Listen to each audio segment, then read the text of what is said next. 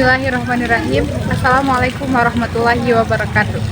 Perkenalkan, nama saya Dinda Gaida Mutmainah dengan NIM 124203060. Pada kesempatan kali ini, saya akan menjawab pertanyaan-pertanyaan untuk memenuhi tugas ujian akhir semester mata kuliah Pancasila. Adapun pertanyaan yang pertama, itu bagaimana Indonesia mengelola geopolitiknya sehingga bermanfaat bagi rakyatnya sendiri. Indonesia memanfaatkan geopolitiknya itu dengan cara memanfaatkan posisi strategisnya, yaitu di antara dua benua, yaitu benua Asia dan Australia, dan dua samudra, yaitu Samudra Hindia dan Pasifik, untuk membentuk kerjasama internasional, pertahanan nasional, dan untuk membangun pembangunan ekonomi. Adapun beberapa cara untuk mengelola agar supaya pengelolaan geopolitik itu bermanfaat bagi rakyatnya, antara lain adanya politik bebas aktif. Politik bebas aktif. Terus yang kedua itu adanya penguatan kedaulatan wilayah. Terus yang ketiga pengembangan poros maritim dunia. Setelah itu kerjasama ekonomi dan investasi asing. Dan yang terakhir adanya pertahanan dan keamanan nasional. Selanjutnya pertanyaan yang kedua, yaitu bagaimana cara pemerintah untuk meningkatkan geografis beserta geopolitik yang ada di negara Indonesia. Adapun beberapa cara pemerintah untuk meningkatkan geografis dan geopolitiknya antara lain yaitu memperkuat pertahanan dan keamanan nasional terutama di wilayah perbatasan laut. Terus yang kedua, meningkatkan diplomasi internasional dan memperluas kerjasama strategis seperti di bidang politik, militer, serta ekonomi. Selanjutnya yaitu meningkatkan kualitas sumber daya manusia sehingga dapat bersaing secara global. Terus yang terakhir, yang bisa dilakukan pemerintah untuk meningkatkan geografis dan geopolitiknya yaitu membangun infrastruktur konvensional untuk mendukung integrasi nasional dan memperkuat posisi Indonesia sebagai sebagai poros maritim dunia.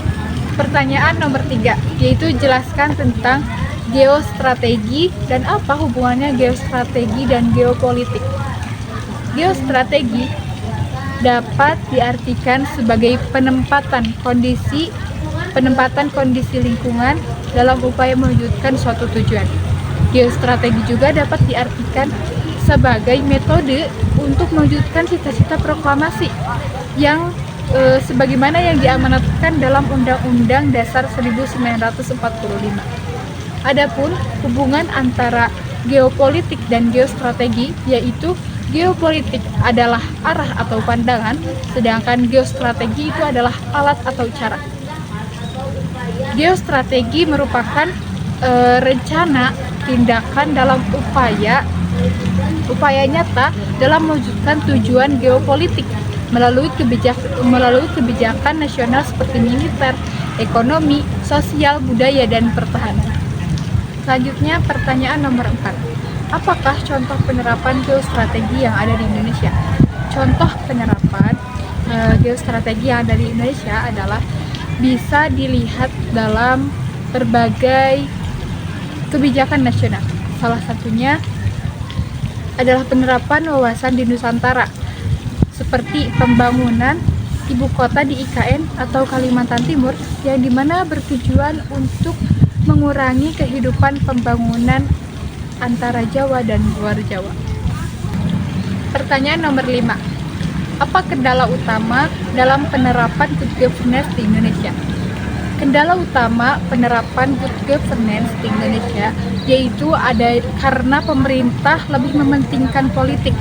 Terus masih sering terjadi korupsi politisme serta peradilan yang tidak adil, bekerja di luar kewenangan, dan karena integrasi dan transparansi. Selanjutnya pertanyaan nomor 6. Sebutkan contoh beragama yang berlebihan, sebutkan contoh sikap ekstrim dalam beragama, dan yang terakhir di mana posisi orang moderat di antara dua kutub ekstrim. Yang pertama yaitu contoh beragama yang berlebihan. yaitu terlalu membebani dalam beribadah, contohnya seperti puasa tanpa jeda, terus mengharamkan yang halal seperti pernikahan, makanan halal. Yang terakhir itu fanatik golongan atau madhab secara buta dan menyesatkan semua yang berbeda. Terus pertanyaan yang kedua yaitu contoh sikap ekstrim dalam beragama. Contoh sikap ekstrim dalam beragama yaitu mengartikan sesama muslim karena perbedaan kecil dalam satu agama, dalam pemahaman agama. Terus tidak menerima perbedaan pendapat baik dalam fikih, baik dalam aturan pandangan sosial atau ibadah, serta menganggap kekerasan atas nama agama sebagai bentuk jihad seperti terorisme. Terus di mana yang pertanyaan terakhir, di mana posisi orang moderat di antara dua kutub ekstrem tersebut, yaitu menerima perbedaan pendapat dan berdakwah dengan hikmah bukan dengan paksaan, membuka diri terhadap ilmu dan budaya selama tidak bertentangan dengan prinsip agama. Terus yang ketiga, itu yang terakhir, mengikuti syariat dengan seimbang antara dunia dan akhirat. Sekian dari saya. Wassalamualaikum warahmatullahi wabarakatuh.